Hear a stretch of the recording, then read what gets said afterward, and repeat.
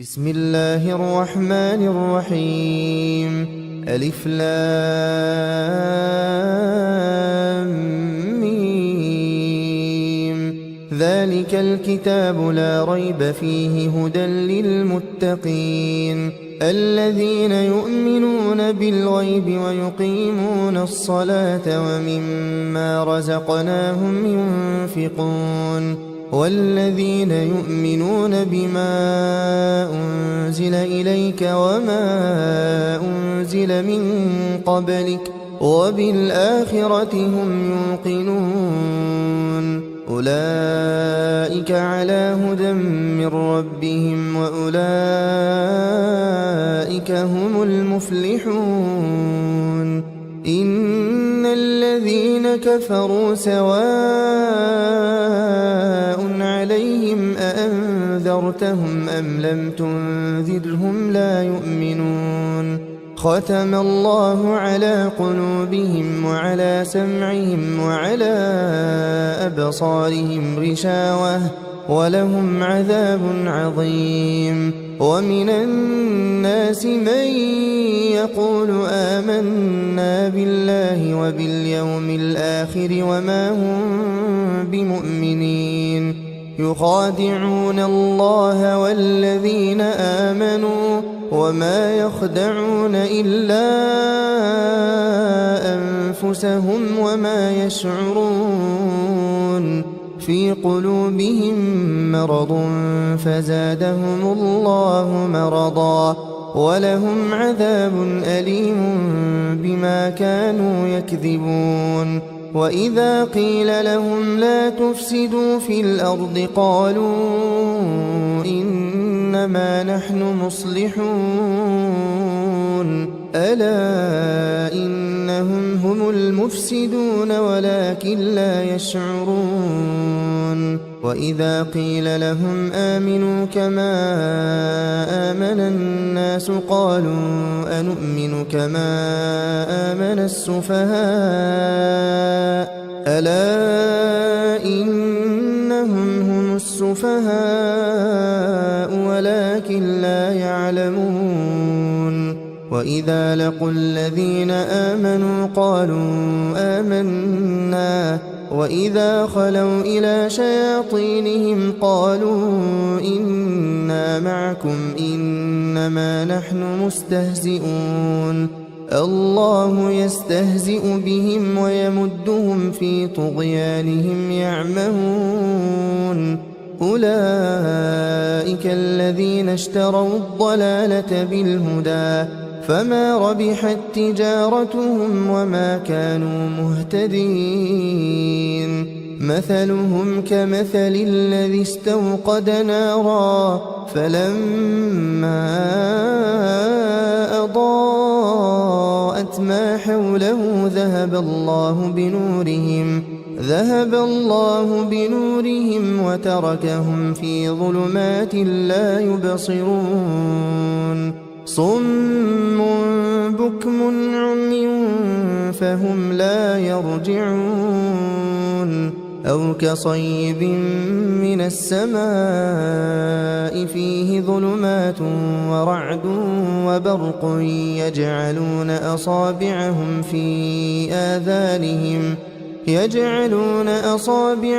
في آذانهم من الصواعق حذر الموت والله محيط بالكافرين. يكاد البرق يخطف أبصارهم كلما أضاء لهم مشوا فيه وإذا أظلم عليهم قاموا ولو شاء الله لذهب بسمعهم وأبصارهم إن الله على كل شيء قدير. يا أيها الناس اعبدوا ربكم الذي خلقكم والذين من قبلكم لعلكم تتقون. الذي جعل لكم الأرض فراشا والسماء بناء وأنزل من السماء فأخرج به من الثمرات رزقا لكم فلا تجعلوا لله أندادا وأنتم تعلمون وإن كنتم في ريب مما نزلنا على عبدنا فأتوا بسورة من مثله وادعوا شهداءكم من دون الله إن كنتم صادقين فإن لم تفعلوا ولن تفعلوا فاتقوا النار التي وقودها الناس والحجارة أعدت للكافرين وبشر الذين آمنوا وعملوا الصالحات أن لهم جنات تجري من تحتها الأنهار كلما رزقوا منها من ثمرة رزقا قالوا هذا الذي رزقنا من قبل وأتوا به متشابها ولهم فيها أزواج مطهرة وهم فيها خالدون إن الله لا يستحيي أن يضرب مثلا ما بعوضة فما فوقها فأما الذين آمنوا فيعلمون أنه الحق من ربهم وأما الذين كفروا فيقولون ماذا أراد الله بهذا مثلا يضل به كثيرا ويهدي به كثيرا وما يضل به إلا الفاسقين الذين ينقضون عهد الله من بعد ميثاقه ويقطعون ما أمر الله به أن يوصل ويفسدون في الأرض أولئك هم الخاسرون كيف تكفرون بالله وكنتم أمواتا فأحياكم ثم يميتكم ثم يحييكم ثم إليه ترجعون هو الذي خلق لكم ما في الأرض جميعا ثم استوى إلى السماء فسواهن 7 سماوات وهو بكل شيء عليم وإذ قال ربك للملائكة إني جاعل في الأرض خليفة قالوا أتجعل فيها من يفسد فيها ويسفك الدماء ونحن نسبح بحمدك ونقدس لك قال إني أعلم ما لا تعلمون وعلم آدم الأسماء كلها ثم عرضهم على الملائكة فقال أنبئوني بأسماء هؤلاء إن كنتم صادقين قالوا سبحانك لا علم لنا إلا ما علمتنا إنك أنت العليم الحكيم قال يا آدم أنبئهم بأسمائهم فلما أنبأهم بأسمائهم قال ألم أقل لكم إني أعلم غيب السماوات والأرض وأعلم ما تبدون وما كنتم تكتمون وإذ قلنا للملائكة اسجدوا لآدم فسجدوا إلا إبليس أبى واستكبر وكان من الكافرين وقلنا يا آدم اسكن أنت وزوجك الجنة وكلا منها رغدا حيث شئتما ولا تقربا هذه الشجرة فتكونا من الظالمين فأزلهما الشيطان عنها فأخرجهما مما كانا فيه وقلنا اهبطوا بعضكم لبعض عدو ولكم في الأرض مستقر ومتاع إلى حين فتلقى آدم من ربه كلمات فتاب عليه إنه هو التواب الرحيم قلنا اهبطوا منها جميعا فإما يأتينكم مني هدى فمن تبع هداي فلا خوف عليهم ولا هم يحزنون والذين كفروا وكذبوا بآياتنا أولئك أصحاب النار هم فيها خالدون يا بني إسرائيل اذكروا نعمتي التي أنعمت عليكم وأوفوا بعهدي أوف بعهدكم وإياي فارهبون وآمنوا بما أنزلت مصدقا لما معكم ولا تكونوا أول كافر به ولا تشتروا بآياتي ثمنا قليلا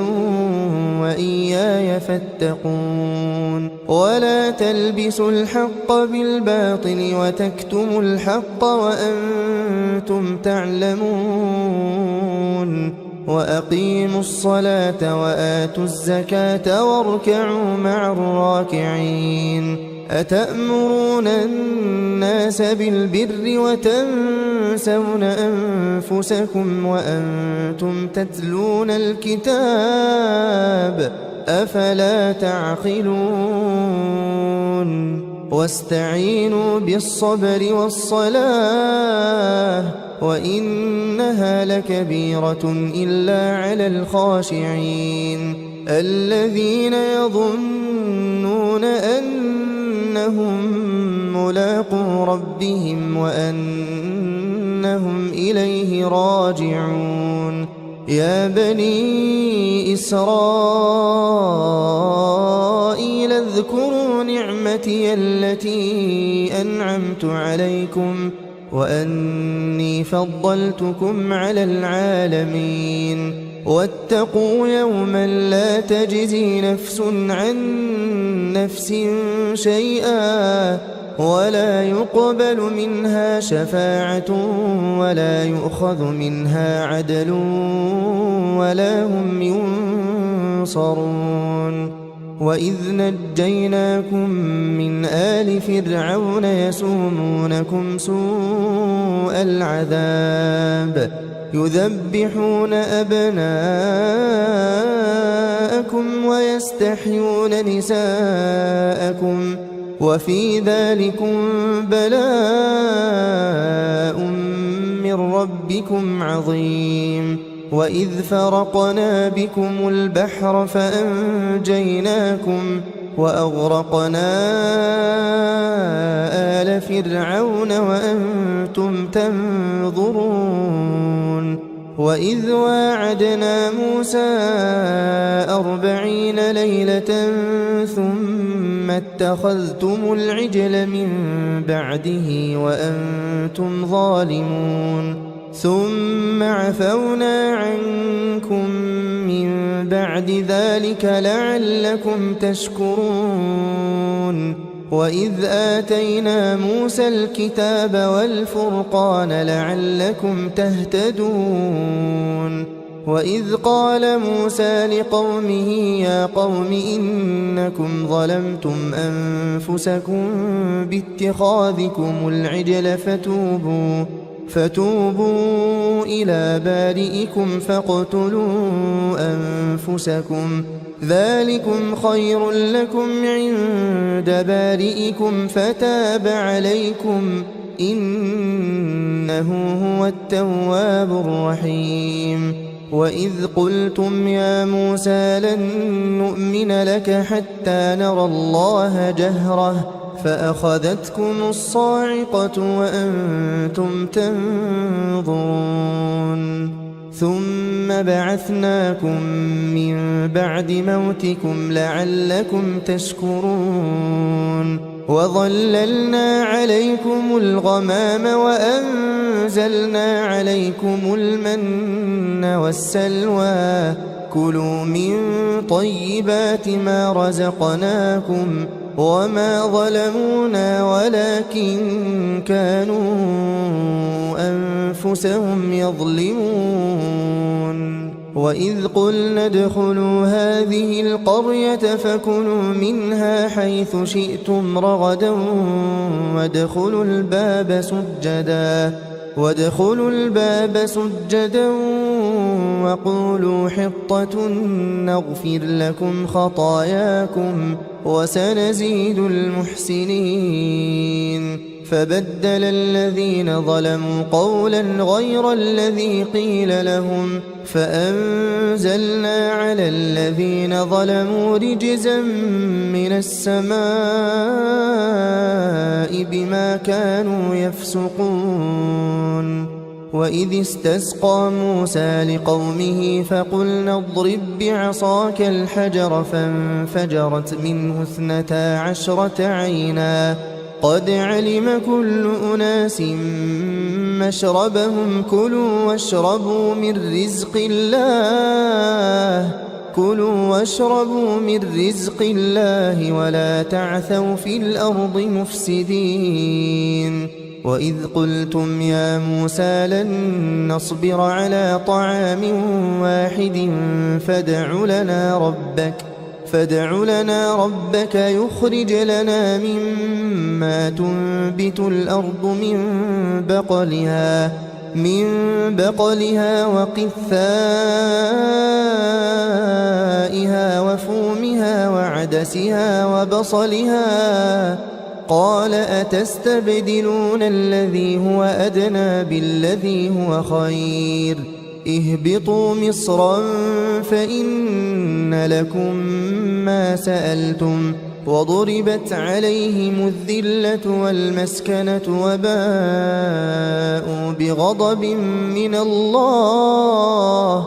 ذلك بأنهم كانوا يكفرون بآيات الله ويقتلون النبيين بغير الحق ذلك بما عصوا وكانوا يعتدون إن الذين آمنوا والذين هادوا والنصارى والصابئين من آمن بالله واليوم الآخر وعمل صالحا فلهم أجرهم عند ربهم ولا خوف عليهم ولا هم يحزنون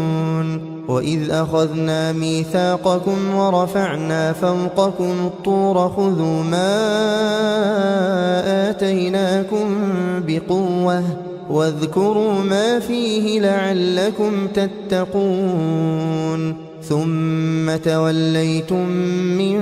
بعد ذلك فلولا فضل الله عليكم ورحمته لكنتم من الخاسرين ولقد علمتم الذين اعتدوا منكم في السبت فقلنا لهم كونوا قردة خاسئين فجعلناها نكالا لما بين يديها وما خلفها وموعظة للمتقين وإذ قال موسى لقومه إن الله يأمركم أن تذبحوا بقرة قالوا أتتخذنا هزوا قال أعوذ بالله أن أكون من الجاهلين قالوا ادع لنا ربك يبين لنا ما هي قال إنه يقول إنها بقرة لا فارض ولا بكر عوان بين ذلك فافعلوا ما تؤمرون قالوا ادع لنا ربك يبين لنا ما لونها قال إنه يقول إنها بقرة صفراء فاقع لونها تسر الناظرين قالوا ادع لنا ربك يبين لنا ما هي إن البقرة شابه علينا وإنا إن شاء الله لمهتدون قال إنه يقول إنها بقرة لا ذلول تثير الأرض ولا تسقي الحرث مسلمة لا شية فيها قالوا الآن جئت بالحق فذبحوها وما كادوا يفعلون وإذ قتلتم نفسا فادارأتم فيها والله مخرج ما كنتم تكتمون فقلنا اضربوه ببعضها كذلك يحيي الله الموتى ويريكم آياته لعلكم تعقلون ثم قست قلوبكم من بعد ذلك فهي كالحجارة أو أشد قسوة وإن من الحجارة لما يتفجر منه الأنهار وإن منها لما يشقق فيخرج منه الماء وإن منها لما يهبط من خشية الله وما الله بغافل عما تعملون أفتطمعون أن يؤمنوا لكم وقد كان فريق منهم يسمعون كلام الله ثم يحرفونه من بعد ما عقلوه وهم يعلمون وإذا لقوا الذين آمنوا قالوا آمنا وإذا خلا بعضهم إلى بعض قالوا أتحدثونهم بما فتح الله عليكم ليحاجوكم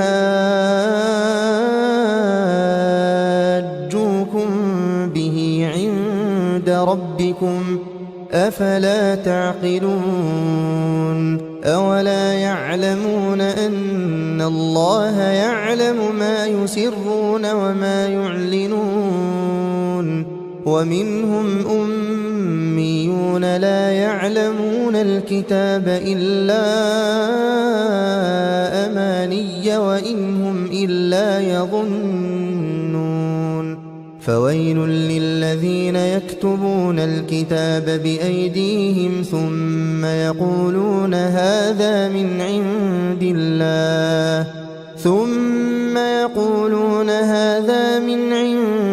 الله ليشتروا به ثمنا قليلا فويل لهم مما كتبت أيديهم وويل لهم مما يكسبون وقالوا لن تمسنا النار إلا أياما معدودة قل أتخذتم عند الله عهدا فلن يخلف الله عهده أم تقولون على الله ما لا تعلمون بلى من كسب سيئة وأحاطت به خطيئته فأولئك أصحاب النار هم فيها خالدون والذين آمنوا وعملوا الصالحات أولئك أصحاب الجنة هم فيها خالدون. وإذ أخذنا ميثاق بني إسرائيل لا تعبدون إلا الله وبالوالدين إحسانا وذي القربى واليتامى والمساكين وقولوا للناس حسنا وأقيموا الصلاة وآتوا الزكاة ثم توليتم إلا قليلا منكم وأنتم معرضون. وإذ أخذنا ميثاقكم لا تسفكون دماءكم ولا تخرجون أنفسكم من دياركم ثم أقررتم وأنتم تشهدون ثم أنتم هؤلاء تقتلون أنفسكم وتخرجون فريقا منكم من ديارهم تظاهرون عليهم بالإثم والعدوان وإن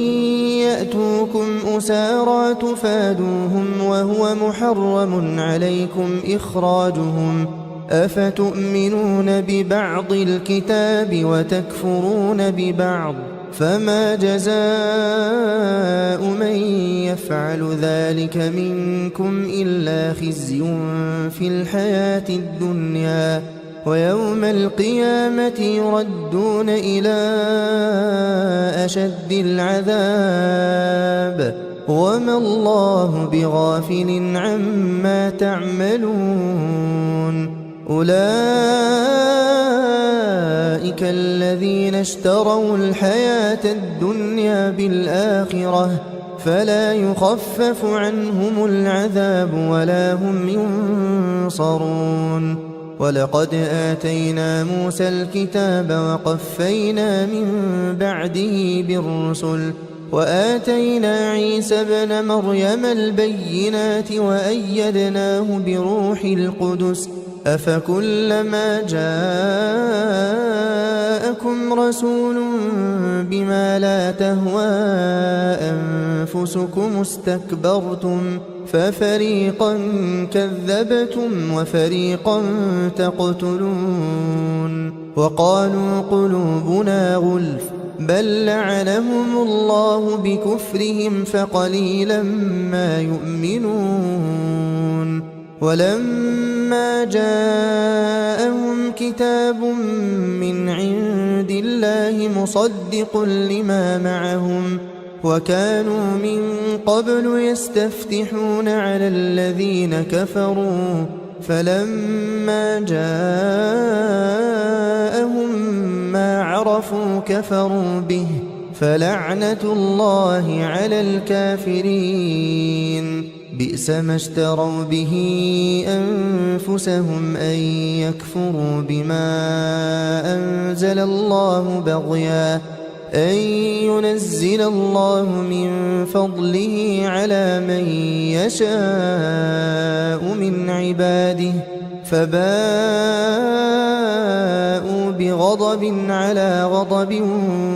وللكافرين عذاب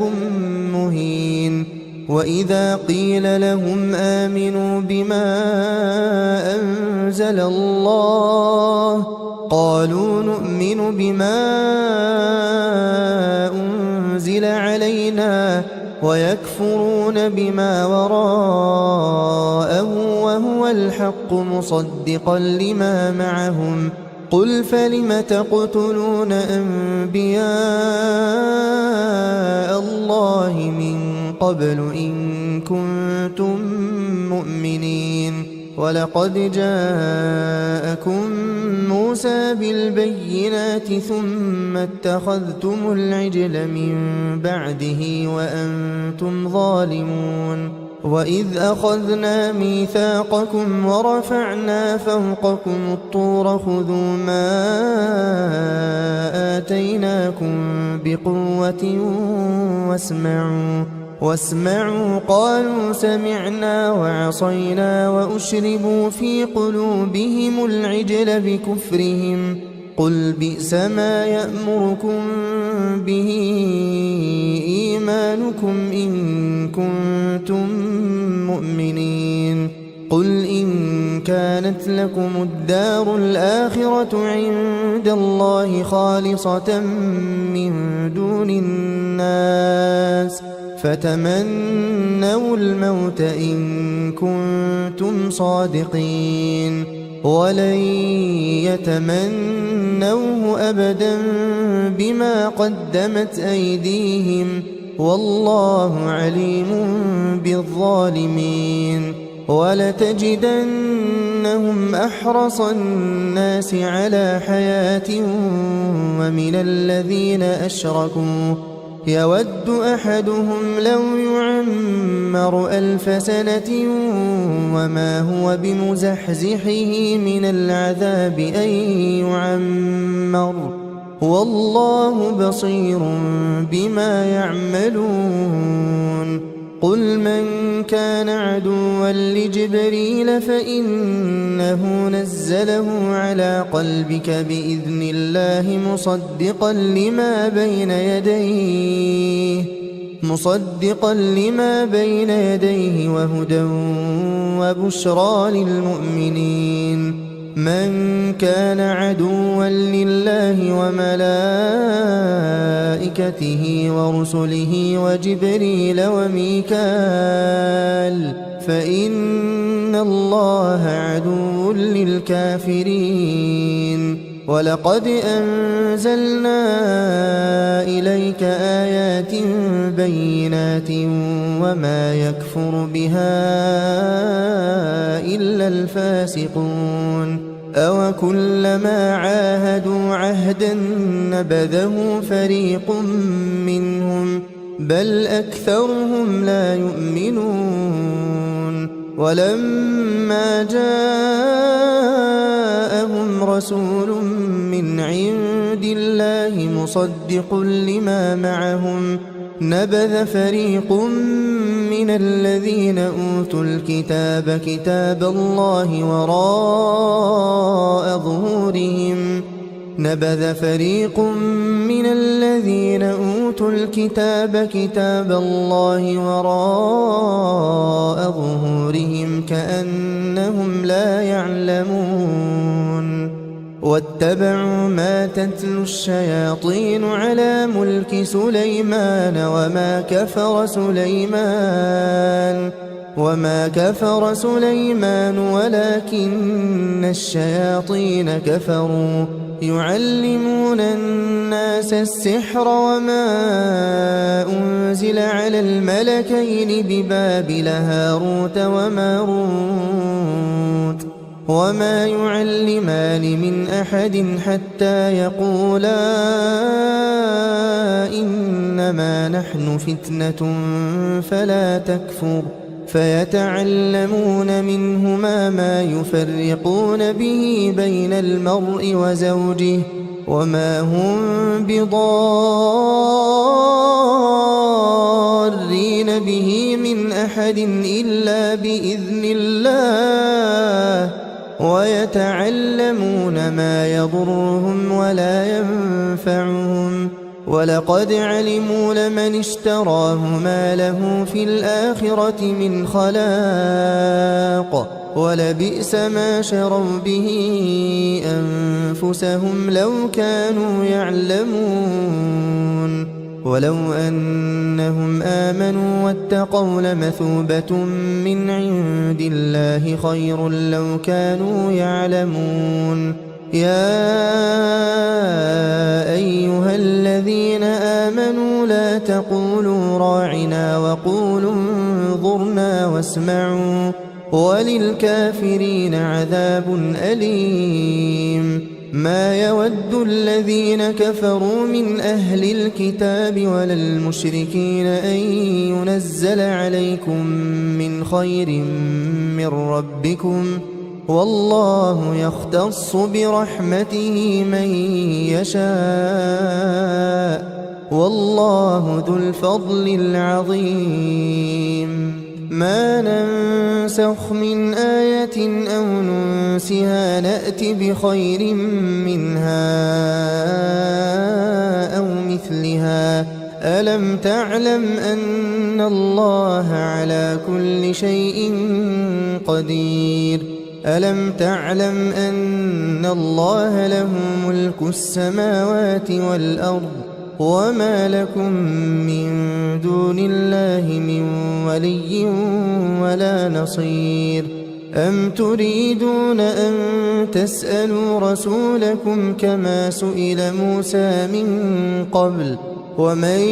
يتبدل الكفر بالإيمان فقد ضل سواء السبيل ود كثير من أهل الكتاب لو يردونكم من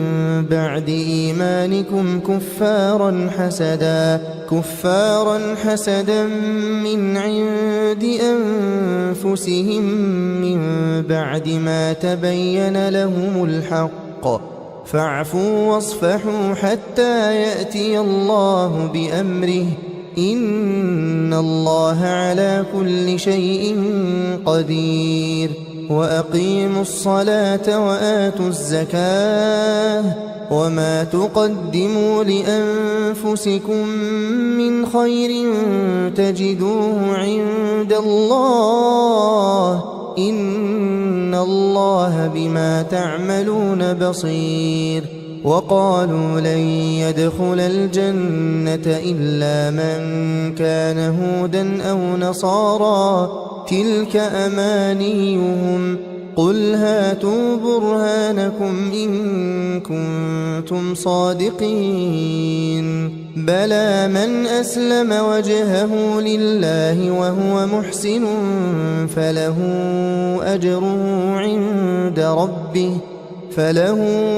أجره عند ربه ولا خوف عليهم ولا هم يحزنون وقالت اليهود ليست النصارى على شيء وقالت النصارى ليست اليهود على شيء وهم يتلون الكتاب كذلك قال الذين لا يعلمون مثل قولهم فالله يحكم بينهم يوم القيامة فيما كانوا فيه يختلفون ومن أظلم ممن منع مساجد الله أن يذكر فيها اسمه وسعى في خرابها أولئك ما كان لهم أن يدخلوها إلا خائفين لهم في الدنيا خزي ولهم في الآخرة عذاب عظيم ولله المشرق والمغرب فأينما تولوا فثم وجه الله إن الله واسع عليم وقالوا اتخذ الله ولدا سبحانه بل له ما في السماوات والأرض كل له قانتون بديع السماوات والأرض وإذا قضى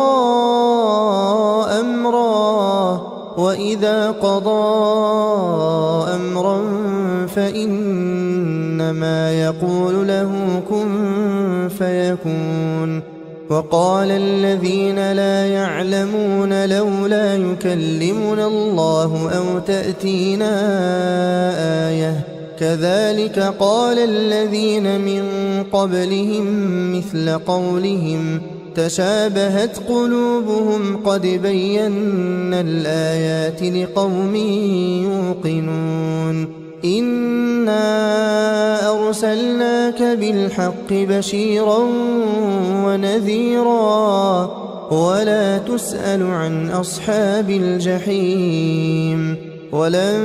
ترضى عنك اليهود ولا النصارى حتى تتبع ملتهم قل إن هدى الله هو الهدى ولئن اتبعت أهواءهم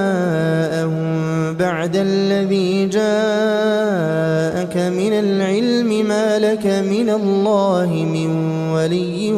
ولا نصير الذين آتيناهم الكتاب يتلونه حق تلاوته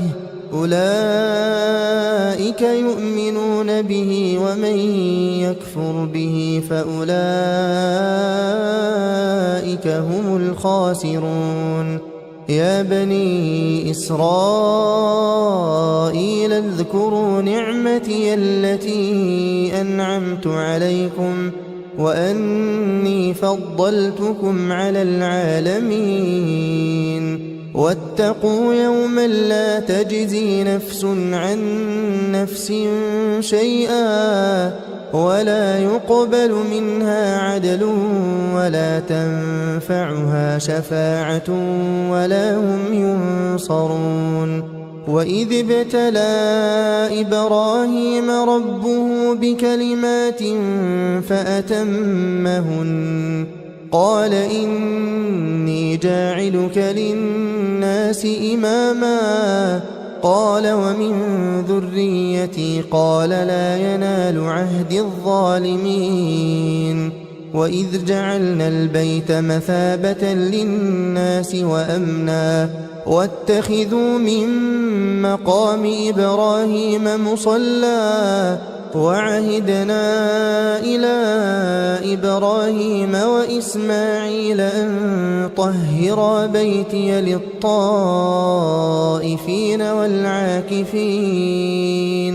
للطائفين والعاكفين والركع السجود وإذ قال إبراهيم رب اجعل هذا بلدا آمنا وارزق أهله من الثمرات من آمن منهم بالله واليوم الآخر قال ومن كفر فأمتعه قليلا ثم أضطره إلى عذاب النار وبئس المصير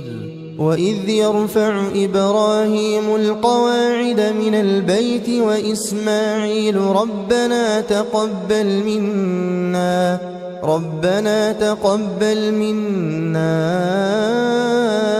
إنك أنت السميع العليم ربنا واجعلنا مسلمين لك ومن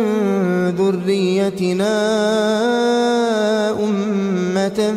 مسلمة لك وأرنا مناسكنا وتب علينا إنك أنت التواب الرحيم ربنا وابعث فيهم رسولا منهم يتلو عليهم آياتك ويعلمهم الكتاب والحكمة ويزكيهم إنك أنت العزيز الحكيم ومن يرغب عن ملة إبراهيم إلا من سفه نفسه ولقد اصطفيناه في الدنيا وإنه في الآخرة لمن الصالحين إذ قال له ربه أسلم قال أسلمت لرب العالمين ووصى بها إبراهيم بنيه ويعقوب يا بني إن الله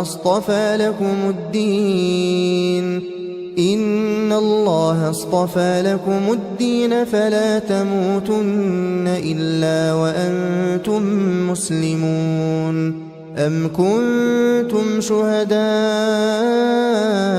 إذ حضر يعقوب الموت إذ قال لبنيه إذ قال لبنيه ما تعبدون من بعدي قالوا نعبد إلهك وإله آبائك إبراهيم وإسماعيل وإسحاق إلها واحدا ونحن له مسلمون تلك أمة قد خلت لها ما كسبت ولكم ما كسبتم ولا تسألون عما كانوا يعملون وقالوا كونوا هودا أو نصارى تهتدوا قل بل ملة إبراهيم حنيفا وما كان من المشركين قولوا آمنا بالله وما أنزل إلينا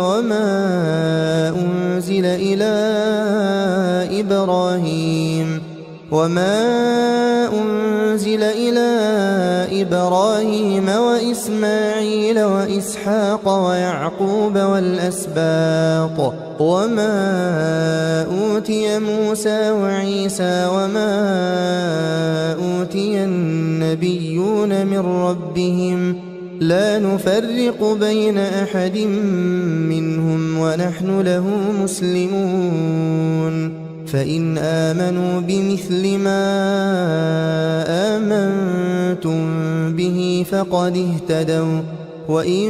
تولوا فإنما هم في شقاق فسيكفيكهم الله وهو السميع العليم صبغة الله ومن أحسن من الله صبغة ونحن له عابدون قل أتحاجوننا في الله وهو ربنا وربكم ولنا أعمالنا ولكم أعمالكم ونحن له مخلصون أم تقولون إن إبراهيم وإسماعيل وإسحاق ويعقوب والأسباط كانوا هودا أو نصارى قل أأنتم أعلم أم الله ومن أظلم ممن كتم شهادة عنده من الله وما الله بغافل عما تعملون تلك أمة قد خلت لها ما كسبت ولكم ما كسبتم ولا تسألون عما كانوا يعملون سيقول السفهاء من الناس ما ولاهم عن قبلتهم التي كانوا عليها قل لله المشرق والمغرب يهدي من يشاء إلى صراط مستقيم وكذلك جعلناكم أمة وسطا لتكونوا شهداء على الناس ويكون الرسول عليكم شهيدا وما جعلنا القبلة التي كنت عليها إلا لنعلم من يتبع الرسول ممن ينقلب على عقبيه وإن كانت لكبيرة إلا على الذين هدى الله وما كان الله ليضيع إيمانكم إن الله بالناس لرؤوف رحيم قد نرى تقلب وجهك في السماء فلنولينك قبلة ترضاها فول وجهك شطر المسجد الحرام وحيث ما كنتم فولوا وجوهكم شطره وإن الذين أوتوا الكتاب ليعلمون أنه الحق من ربهم وما الله بغافل عما يعملون ولئن أتيت الذين أوتوا الكتاب بكل آية ما تبعوا قبلتك وما أنت بتابع قبلتهم وما بعضهم بتابع قبلة بعض ولئن اتبعت أهواءهم من بعد ما جاءك من العلم إنك إذا لمن الظالمين الذين آتيناهم الكتاب يعرفونه كما يعرفون أبناءهم وإن فريقا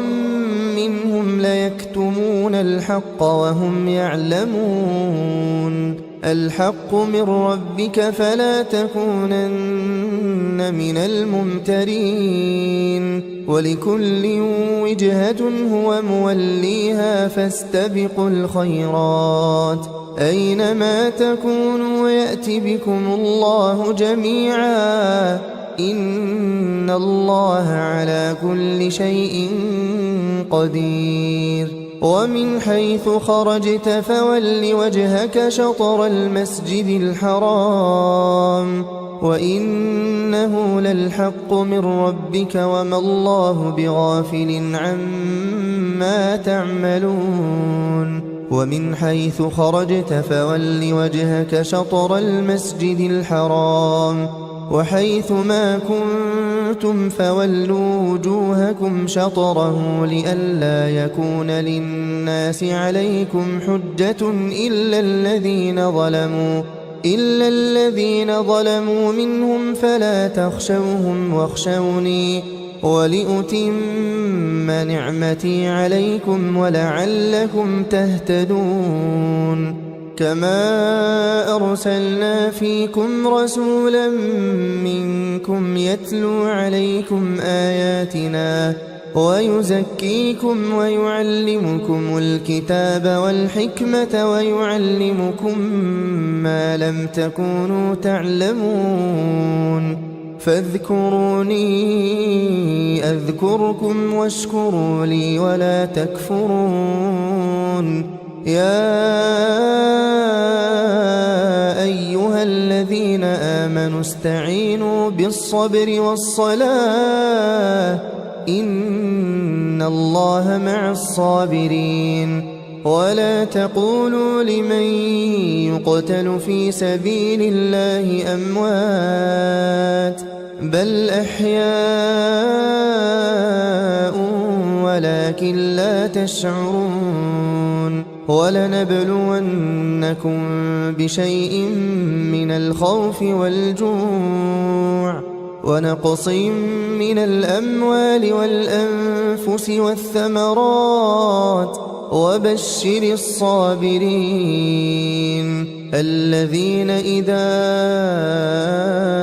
أصابتهم مصيبة قالوا إنا لله وإنا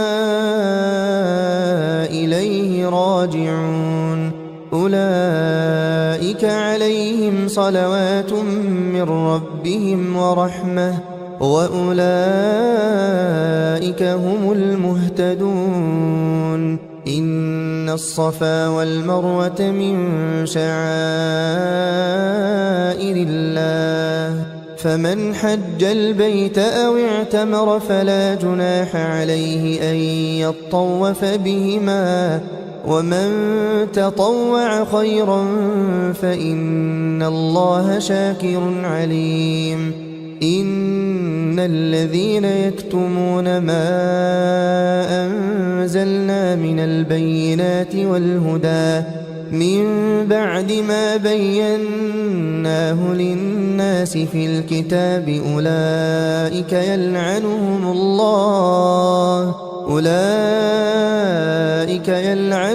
الله ويلعنهم اللاعنون إلا الذين تابوا وأصلحوا وبينوا فأولئك أتوب عليهم وأنا التواب الرحيم إن الذين كفروا وماتوا وهم كفار أولئك عليهم لعنة الله والملائكة والناس أجمعين خالدين فيها لا يخفف عنهم العذاب ولا هم ينظرون وإلهكم إله واحد لا إله إلا هو الرحمن الرحيم إن في خلق السماوات والأرض واختلاف الليل والنهار والفلك التي تجري في البحر بما ينفع الناس وما أنزل الله من السماء من ماء فأحيا به الأرض بعد موتها وبث فيها من كل دابة وتصريف الرياح والسحاب المسخر بين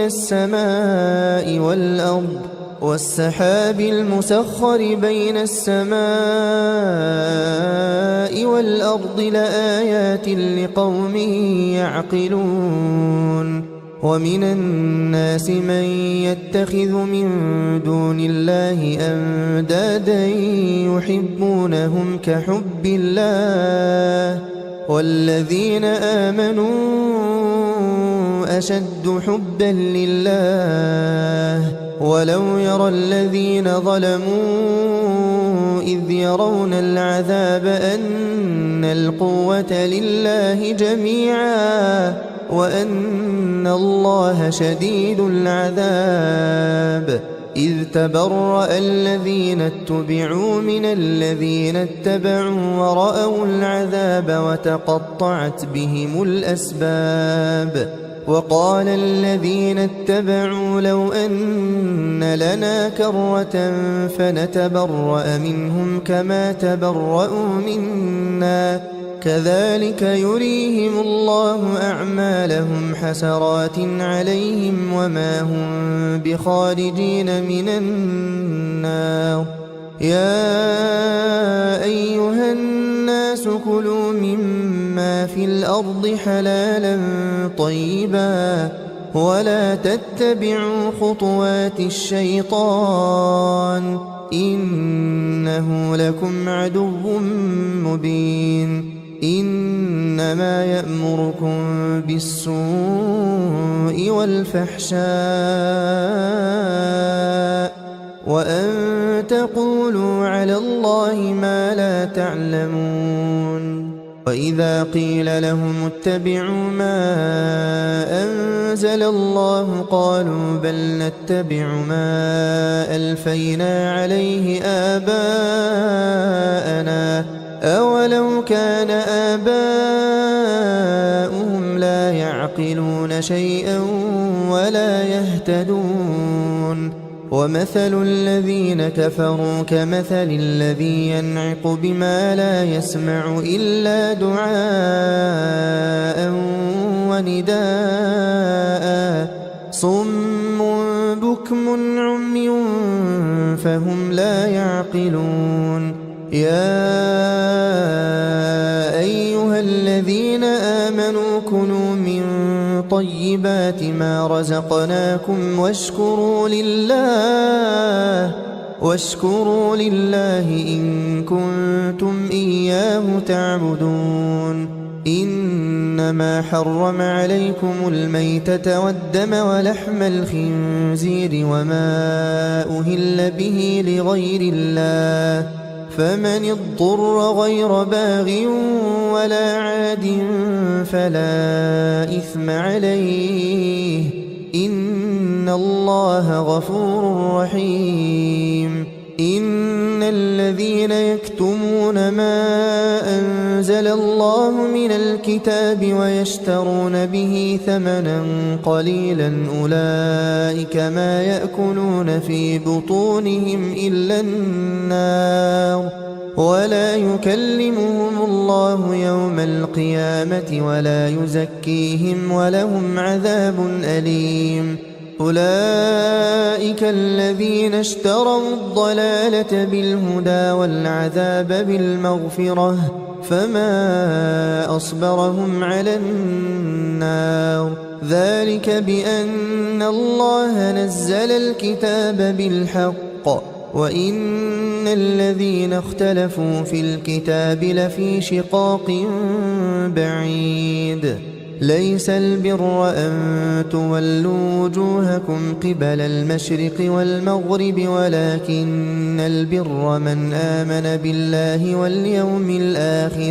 ولكن البر من آمن بالله واليوم الآخر والملائكة والكتاب والنبيين وآتى المال على حبه ذوي القربى واليتامى والمساكين وابن السبيل والسائلين وفي الرقاب وأقام الصلاة وآتى الزكاة والموفون بعهدهم إذا عاهدوا والصابرين في البأساء والضراء وحين البأس أولئك الذين صدقوا وأولئك هم المتقون يا أيها الذين آمنوا كتب عليكم القصاص في القتلى الحر بالحر والعبد بالعبد والأنثى بالأنثى فمن عفي له من أخيه شيء فاتباع بالمعروف وأداء إليه بإحسان ذلك تخفيف من ربكم ورحمة فمن اعتدى بعد ذلك فله عذاب أليم ولكم في القصاص حياة يا أولي الألباب لعلكم تتقون كتب عليكم إذا حضر أحدكم الموت إن ترك خيرا الوصية للوالدين والأقربين بالمعروف حقا على المتقين فمن بدله بعدما سمعه فإنما إثمه على الذين يبدلونه إن الله سميع عليم فمن خاف من موص جنفا أو إثما فأصلح بينهم فلا إثم عليه إن الله غفور رحيم يا أيها الذين آمنوا كتب عليكم الصيام كما كتب على الذين من قبلكم لعلكم تتقون أياما معدودات فمن كان منكم مريضا أو على سفر فعدة من أيام أخر وعلى الذين يطيقونه فدية طعام مسكين فمن تطوع خيرا فهو خير له وأن تصوموا خير لكم إن كنتم تعلمون شهر رمضان الذي أنزل فيه القرآن هدى للناس وبينات من الهدى والفرقان فمن شهد منكم الشهر فليصمه ومن كان مريضا أو على سفر فعدة من أيام أخر يريد الله بكم اليسر ولا يريد بكم العسر ولتكملوا العدة ولتكبروا الله على ما هداكم ولعلكم تشكرون وإذا سألك عبادي عني فإني قريب أجيب دعوة الداع إذا دعان فليستجيبوا لي وليؤمنوا بي لعلهم يرشدون أحل لكم ليلة الصيام الرفث إلى نسائكم هن لباس لكم وأنتم لباس لهن علم الله أنكم كنتم تختانون أنفسكم فتاب عليكم وعفى عنكم فالآن باشروهن وابتغوا ما كتب الله لكم وكلوا واشربوا حتى يتبين لكم الخيط الأبيض من الخيط الأسود من الفجر ثم أتموا الصيام إلى الليل ولا تباشروهن وأنتم عاكفون في المساجد تلك حدود الله فلا تقربوها كذلك يبين الله آياته للناس لعلهم يتقون ولا تأكلوا أموالكم بينكم بالباطل وتدلوا بها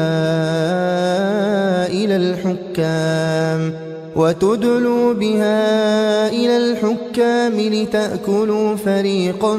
من أموال الناس بالإثم وأنتم تعلمون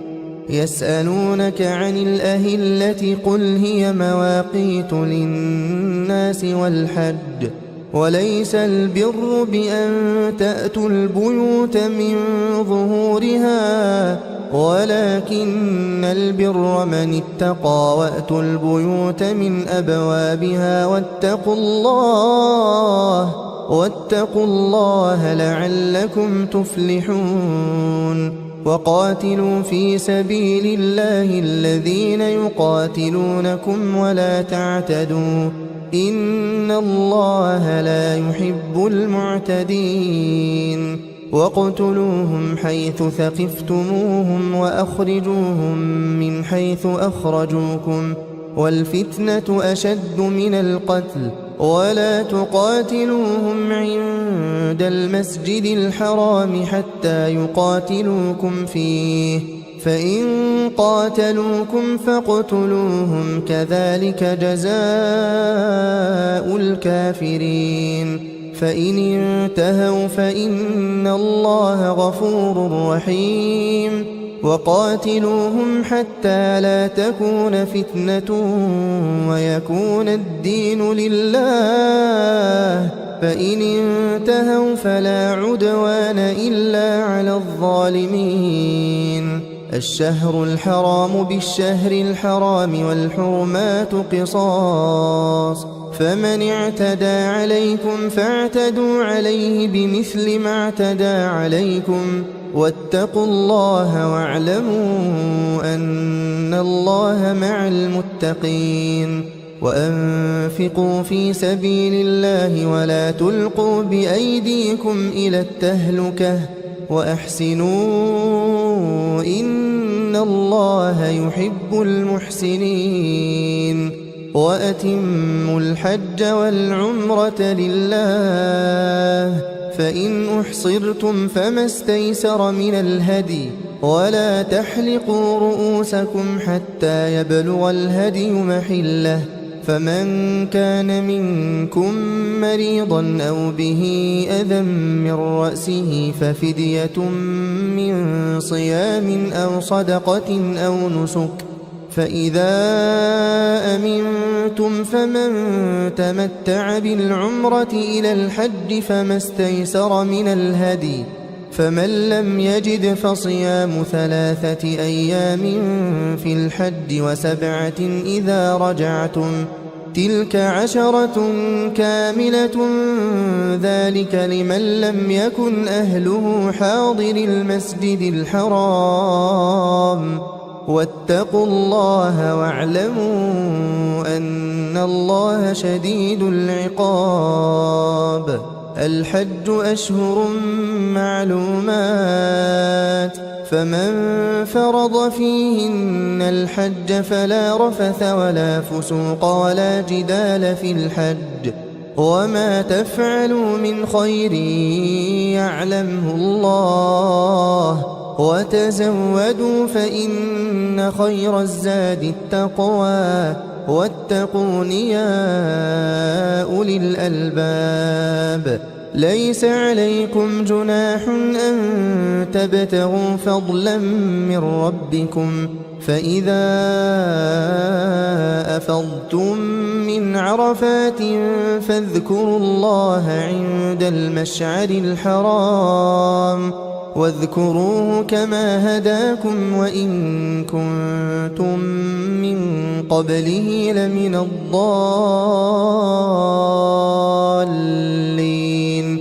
ثم أفيضوا من حيث أفاض الناس واستغفروا الله إن الله غفور رحيم. فإذا قضيتم مناسككم فاذكروا الله كذكركم آباءكم أو أشد ذكرا. فمن الناس من يقول ربنا آتنا في الدنيا وما له في الآخرة من خلاق، ومنهم من يقول ربنا آتنا في الدنيا حسنة وفي الآخرة حسنة وقنا عذاب النار. أولئك لهم نصيب مما كسبوا والله سريع الحساب. واذكروا الله في أيام معدودات، فمن تعجل في يومين فلا إثم عليه، ومن تأخر فلا إثم عليه لمن اتقى. واتقوا الله واعلموا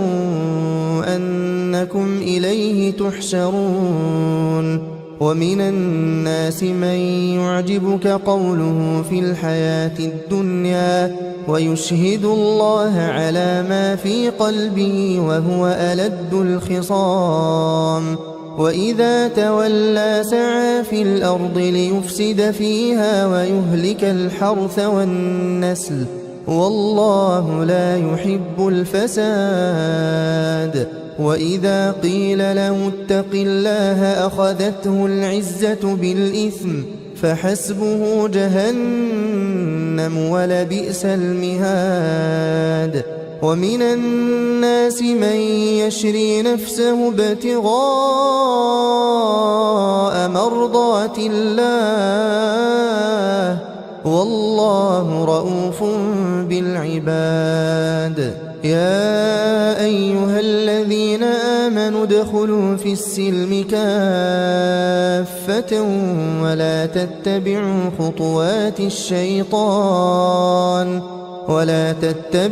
خطوات الشيطان إنه لكم عدو مبين. فإن زللتم من بعد ما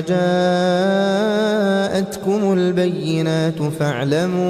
فاعلموا أن الله عزيز حكيم. هل ينظرون إلا أن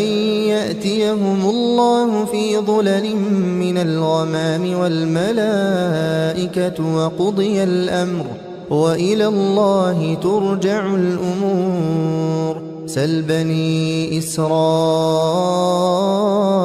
كم آتيناهم من آية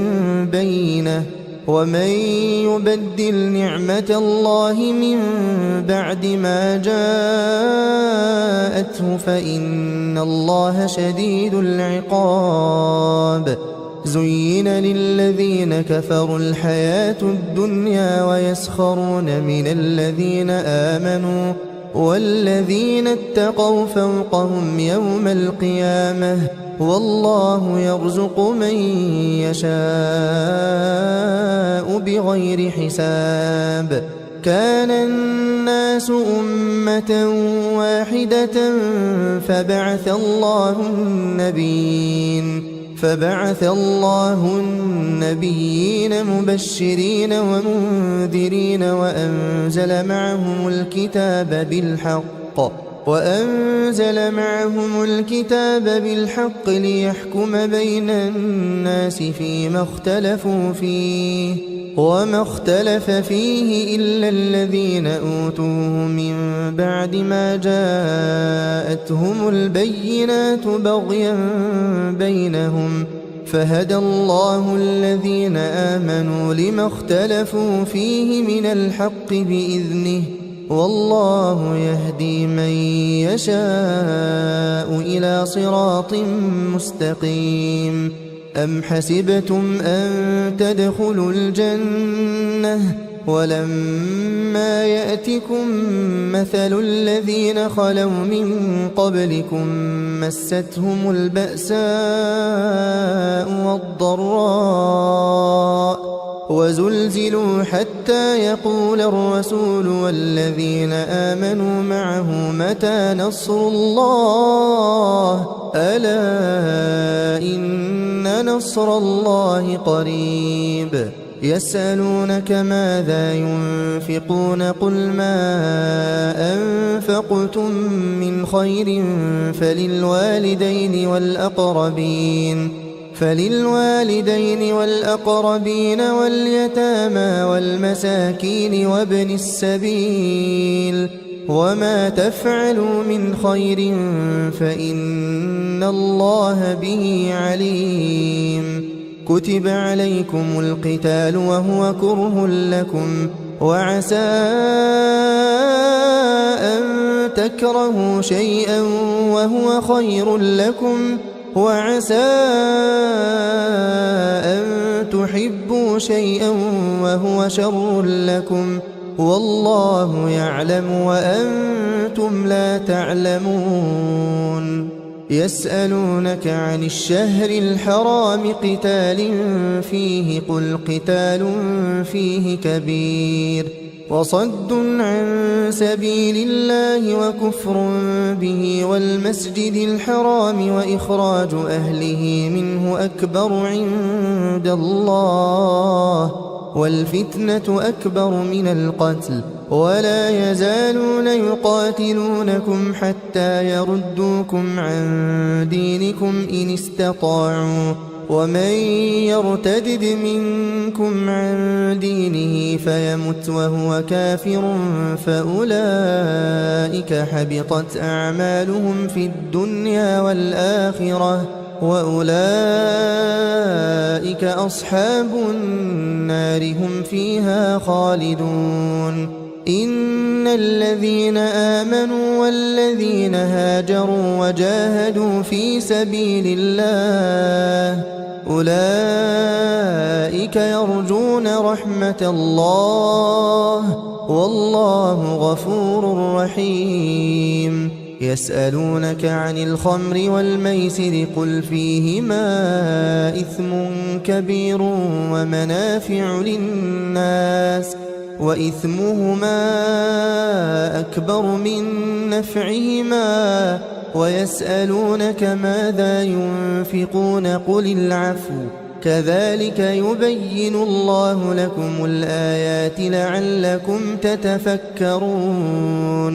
في الدنيا والآخرة. ويسألونك عن اليتامى قل إصلاح لهم خير وإن تخالطوهم فإخوانكم والله يعلم المفسد من المصلح ولو شاء الله لأعنتكم إن الله عزيز حكيم. ولا تنكحوا المشركات حتى يؤمن ولأمة مؤمنة خير من مشركة ولو أعجبتكم ولا تنكحوا المشركين حتى يؤمنوا ولعبد مؤمن خير من مشرك ولو أعجبكم أولئك يدعون إلى النار والله يدعو إلى الجنة والمغفرة بإذنه ويبين آياته للناس لعلهم يتذكرون. ويسألونك عن المحيض قل هو أذى فاعتزلوا النساء في المحيض ولا تقربوهن حتى يطهرن فإذا تطهرن فأتوهن من حيث أمركم الله إن الله يحب التوابين ويحب المتطهرين نساؤكم حرث لكم فأتوا حرثكم أنى شئتم وقدموا لأنفسكم واتقوا الله واعلموا أنكم ملاقوه وبشر المؤمنين ولا تجعلوا الله عرضة لأيمانكم أن تبروا وتتقوا وتصلحوا بين الناس والله سميع عليم لا يؤاخذكم الله باللغو في أيمانكم ولكن يؤاخذكم بما كسبت قلوبكم والله غفور حليم للذين يؤلون من نسائهم تربص 4 أشهر فإن فاءوا فإن الله غفور رحيم وإن عزموا الطلاق فإن الله سميع عليم والمطلقات يتربصن بأنفسهن 3 قروء ولا يحل لهن أن يكتمن ما خلق الله في أرحامهن إن كن يؤمن بالله واليوم الآخر وبعولتهن أحق بردهن في ذلك إن أرادوا إصلاحا ولهن مثل الذي عليهن بالمعروف وللرجال عليهن درجة والله عزيز حكيم الطلاق 2 فإمساك بمعروف أو تسريح بإحسان ولا يحل لكم أن تأخذوا مما آتيتموهن شيئا إلا أن يخافا ألا يقيما حدود الله فإن خفتم ألا يقيما حدود الله فلا جناح عليهما فيما افتدت به تلك حدود الله فلا تعتدوها ومن يتعد حدود الله فأولئك هم الظالمون فإن طلقها فلا تحل له من بعد حتى تنكح زوجا غيره فإن طلقها فلا جناح عليهما أن يتراجعا إن ظنا أن يقيما حدود الله وتلك حدود الله يبينها لقوم يعلمون وإذا طلقتم النساء فبلغن أجلهن فأمسكوهن بمعروف أو سرحوهن بمعروف ولا تمسكوهن ضرارا لتعتدوا ومن يفعل ذلك فقد ظلم نفسه ولا تتخذوا آيات الله هزوا واذكروا نعمة الله عليكم وما أنزل عليكم من الكتاب والحكمة يعظكم به واتقوا الله واعلموا أن الله بكل شيء عليم وإذا طلقتم النساء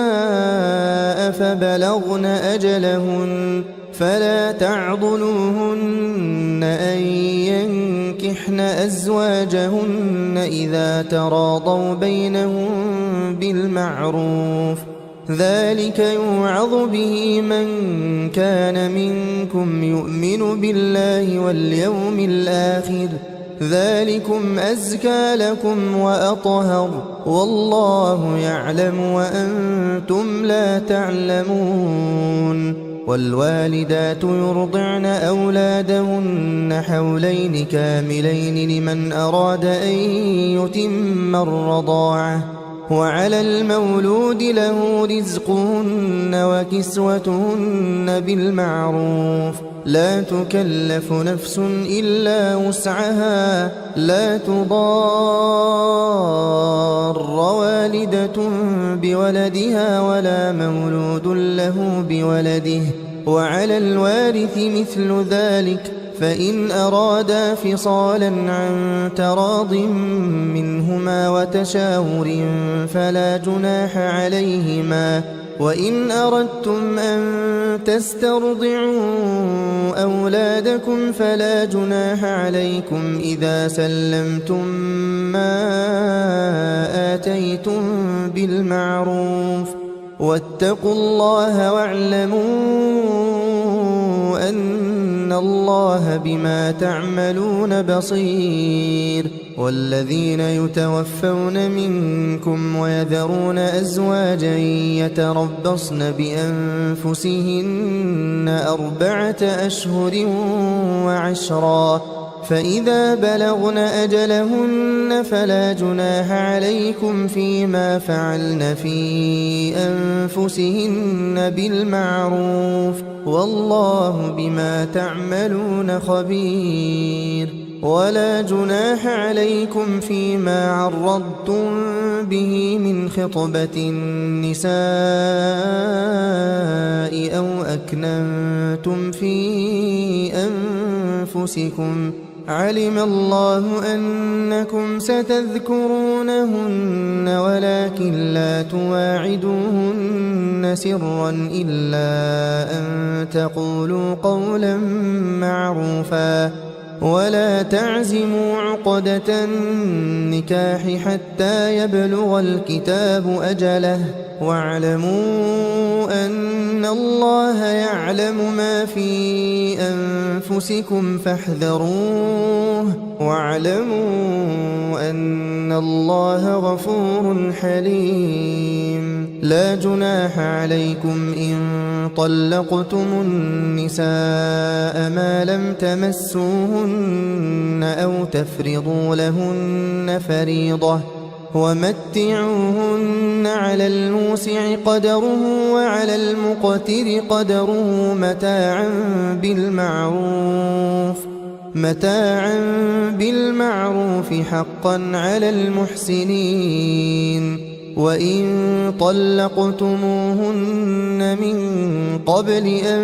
تمسوهن وقد فرضتم لهن فريضة فنصف ما فرضتم إلا أن يعفون أو يعفو الذي بيده عقدة النكاح، وأن تعفوا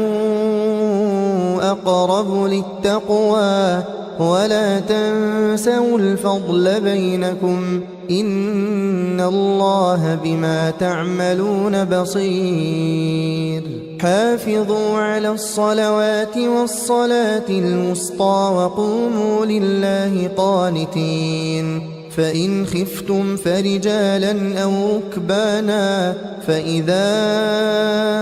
أمنتم فاذكروا الله كما علمكم ما لم تكونوا تعلمون. والذين يتوفون منكم ويذرون أزواجا وصية لأزواجهم متاعا إلى الحول غير إخراج، فإن خرجن فلا جناح عليكم فيما فعلن في أنفسهن من معروف، والله عزيز حكيم. وللمطلقات متاع بالمعروف حقا على المتقين كذلك يبين الله لكم آياته لعلكم تعقلون ألم تر إلى الذين خرجوا من ديارهم وهم ألوف حذر الموت فقال لهم الله موتوا ثم أحياهم إن الله لذو فضل على الناس ولكن أكثر الناس لا يشكرون وقاتلوا في سبيل الله واعلموا أن الله سميع عليم من ذا الذي يقرض الله قرضا حسنا فيضاعفه له أضعافا كثيرة والله يقبض ويبسط وإليه ترجعون ألم تر إلى الملأ من بني إسرائيل من بعد موسى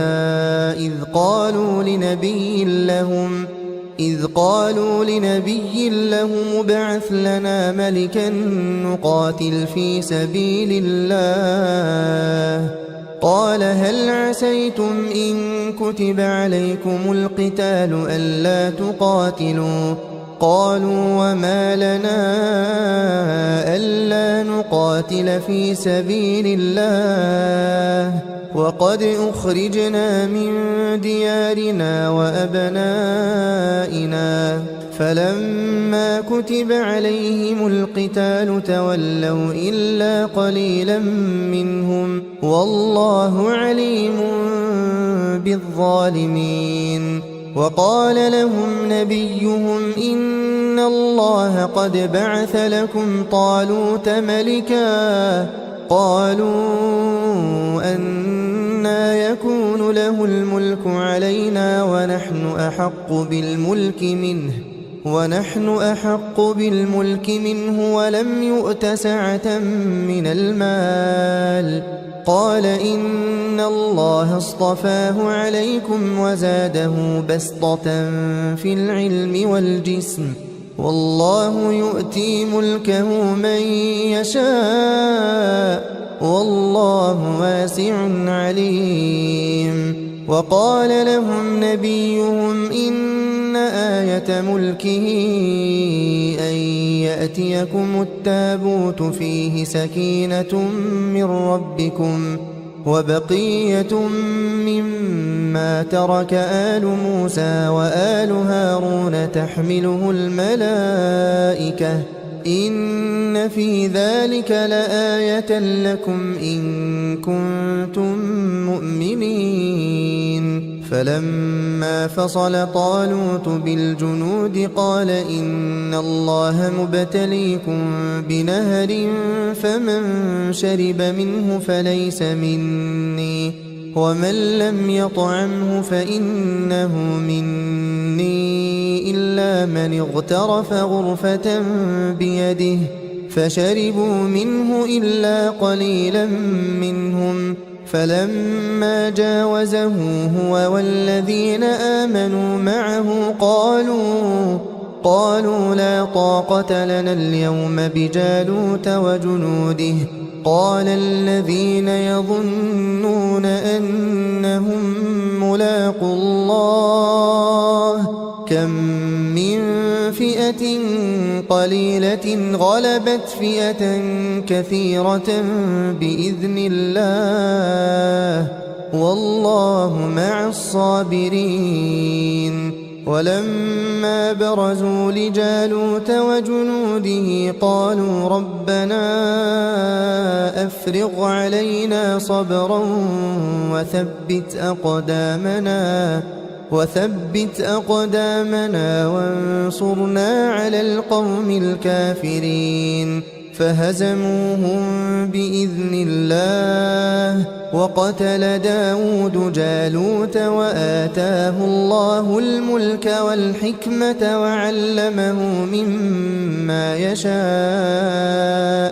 ولولا دفع الله الناس بعضهم ببعض لفسدت الأرض ولكن الله ذو فضل على العالمين تلك آيات الله نتلوها عليك بالحق وإنك لمن المرسلين تلك الرسل فضلنا بعضهم على بعض منهم من كلم الله ورفع بعضهم درجات وآتينا عيسى ابن مريم البينات وأيدناه بروح القدس ولو شاء الله ما اقتتل الذين من بعدهم من بعد ما جاءتهم البينات ولكن اختلفوا فمنهم من آمن ومنهم من كفر ولو شاء الله ما اقتتلوا ولكن الله يفعل ما يريد يا أيها الذين آمنوا أنفقوا مما رزقناكم من قبل أن يأتي يوم لا بيع فيه ولا خلة ولا شفاعة والكافرون هم الظالمون الله لا إله إلا هو الحي القيوم لا تأخذه سنة ولا نوم له ما في السماوات وما في الأرض من ذا الذي يشفع عنده إلا بإذنه يعلم ما بين أيديهم وما خلفهم ولا يحيطون بشيء من علمه إلا بما شاء وسع كرسيه السماوات والأرض ولا يؤوده حفظهما وهو العلي العظيم لا إكراه في الدين قد تبين الرشد من الغي فمن يكفر بالطاغوت ويؤمن بالله فقد استمسك بالعروة الوثقى لا انفصام لها والله سميع عليم الله ولي الذين آمنوا يخرجهم من الظلمات إلى النور والذين كفروا أولياؤهم الطاغوت يخرجونهم من النور إلى الظلمات أولئك أصحاب النار هم فيها خالدون ألم تر إلى الذي حاج إبراهيم في ربه أن آتاه الله الملك إذ قال إبراهيم ربي الذي يحيي ويميت قال أنا أحيي وأميت قال إبراهيم فإن الله يأتي بالشمس من المشرق فأت بها من المغرب فبهت الذي كفر والله لا يهدي القوم الظالمين أو كالذي مر على قرية وهي خاوية على عروشها قال أنى يحيي هذه الله بعد موتها فأماته الله 100 عام ثم بعثه قال كم لبثت قال لبثت يوما أو بعض يوم قال بل لبثت 100 عام فانظر إلى طعامك وشرابك لم يتسنه وانظر إلى حمارك ولنجعلك آية للناس وانظر إلى العظام كيف ننشزها ثم نكسوها لحما فلما تبين له قال أعلم أن الله على كل شيء قدير وإذ قال إبراهيم رب أرني كيف تحيي الموتى قال أولم تؤمن قال بلى ولكن ليطمئن قلبي قال فخذ 4 من الطير فصرهن إليك ثم اجعل على كل جبل منهن جزءا ثم ادعهن يأتينك سعيا واعلم أن الله عزيز حكيم مثل الذين ينفقون أموالهم في سبيل الله كمثل حبة أنبتت 7 سنابل في كل سنبلة 100 حبة والله يضاعف لمن يشاء والله واسع عليم الذين ينفقون أموالهم في سبيل الله ثم لا يتبعون ما أنفقوا منا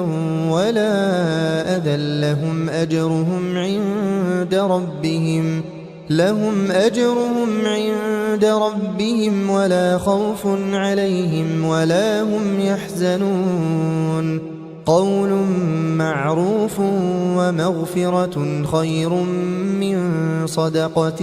يتبعها أذى والله غني حليم يا أيها الذين آمنوا لا تبطلوا صدقاتكم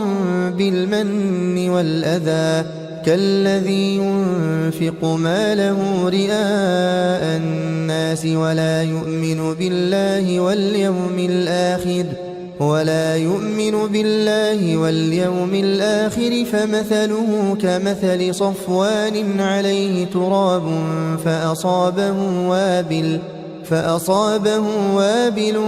فتركه صلدا لا يقدرون على شيء مما كسبوا والله لا يهدي القوم الكافرين ومثل الذين ينفقون أموالهم ابتغاء مرضات الله وتثبيتا من أنفسهم كمثل جنة بربوة أصابها وابل فآتت أكلها ضعفين فإن لم يصبها وابل فطل والله بما تعملون بصير أيود أحدكم أن تكون له جنة من نخيل وأعناب تجري من تحتها الأنهار له فيها من كل الثمرات وأصابه الكبر وله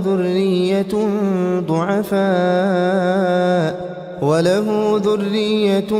ضعفاء فأصابها إعصار فيه نار فاحترقت كذلك يبين الله لكم الآيات لعلكم تتفكرون يا أيها الذين آمنوا أنفقوا من طيبات ما كسبتم ومما أخرجنا لكم من الأرض ولا تيمموا الخبيث منه تنفقون ولستم بآخذيه إلا أن تغمضوا فيه واعلموا أن الله غني حميد الشيطان يعدكم الفقر ويأمركم بالفحشاء والله يعدكم مغفرة منه وفضلا والله واسع عليم يؤتي الحكمة من يشاء ومن يؤت الحكمة فقد أوتي خيرا كثيرا وما يذكر إلا أولو الألباب وما أنفقتم من نفقة أو نذرتم من نذر فإن الله يعلمه وما للظالمين من أنصار إن تبدوا الصدقات فنعما هي وإن تخفوها وتؤتوها الفقراء فهو خير لكم ويكفر عنكم من سيئاتكم والله بما تعملون خبير ليس عليك هداهم ولكن الله يهدي من يشاء وما تنفقوا من خير فلأنفسكم وما تنفقون إلا ابتغاء وجه الله وما تنفقوا من خير يوفى إليكم وأنتم لا تظلمون للفقراء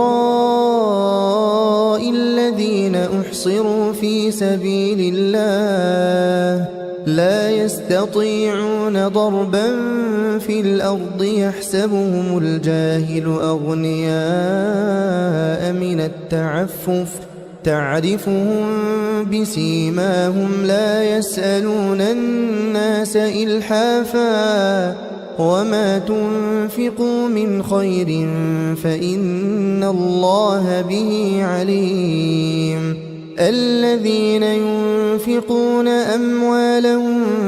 بالليل والنهار سرا وعلانية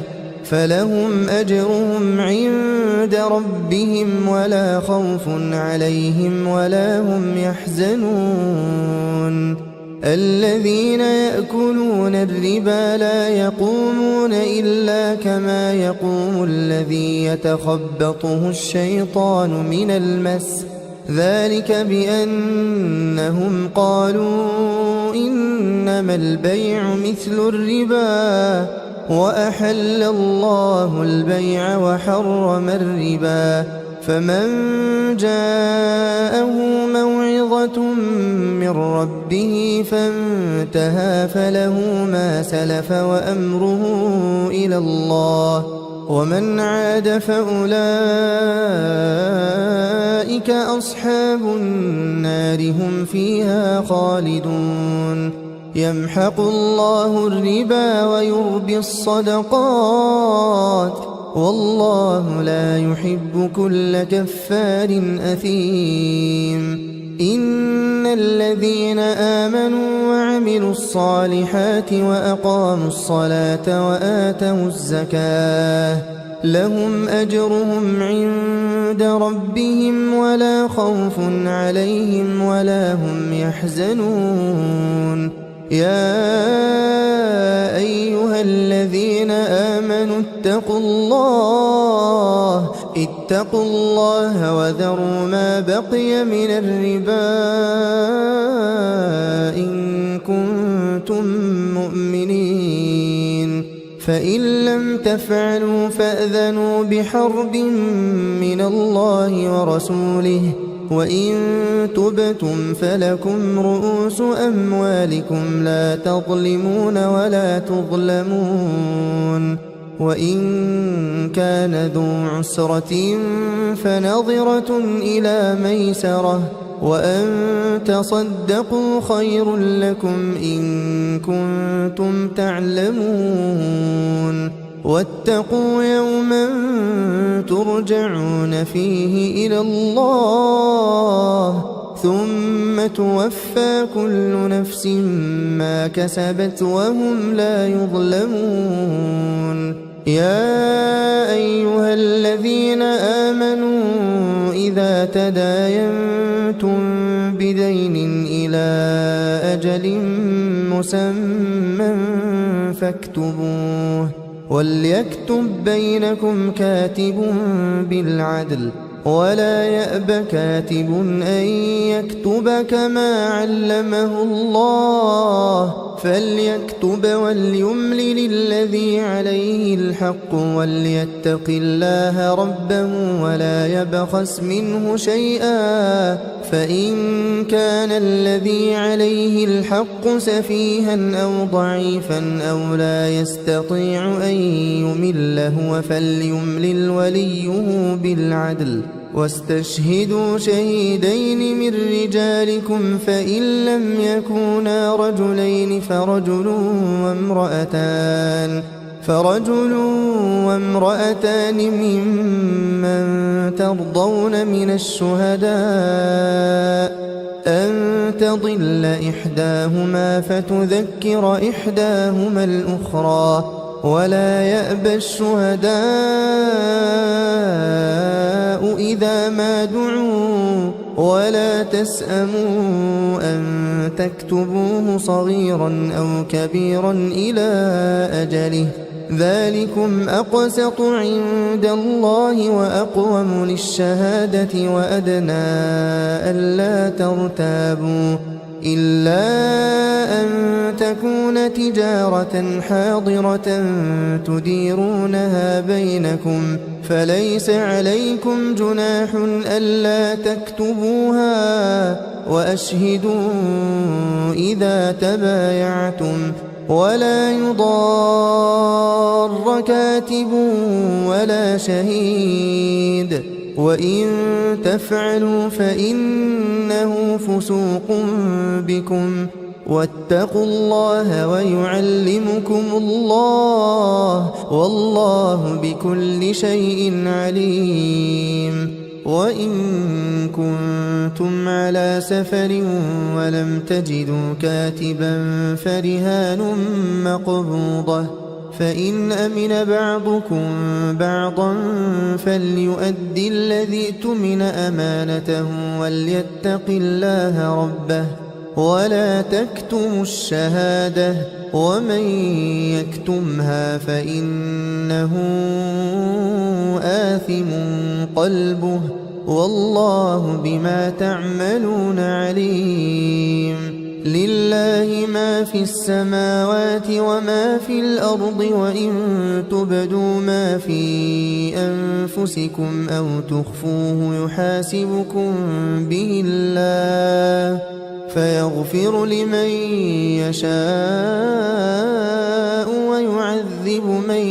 يشاء والله على كل شيء